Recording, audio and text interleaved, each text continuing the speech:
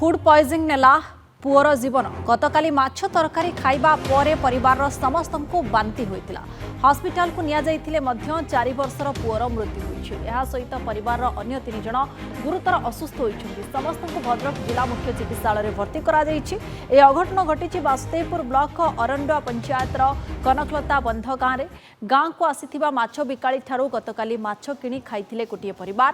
एहा परे समस्तंकर बांति होइतिला।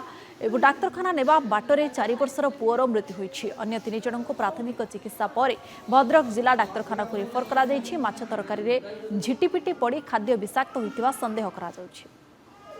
तकनी भौणी आनथिले आनी रांदी खाइछन्ती आला परे सकाळ 4टा बेले बांति हला ए सान पुगु हला परे ये मते फोन कले मुदा मेडिकल आण हला परे सिटी नेउंडे खाई माता मोटर सांता कटि हला ताबे ता आउडी फोन होची ताको बांति हला ताबे ता मा को बांति हिबी हला परे देखौ पॉइजन नै जी विष माने तरकार अलगा विष किछि पड़ी माने भिंडी भिडियो विषय तो पकौ पड़ी जाऊ राती रो माछ भात खाइला तापरे 11टा बेले बांति आरंभ होला आ से छोट छुआ धरि के आ राती रो कोड फोन करि परनी सकाळु आमलेस करि लेके आसिला पे बाटरो संग संग से छुआ चली होला ये तो सीरियस हो बांति माछ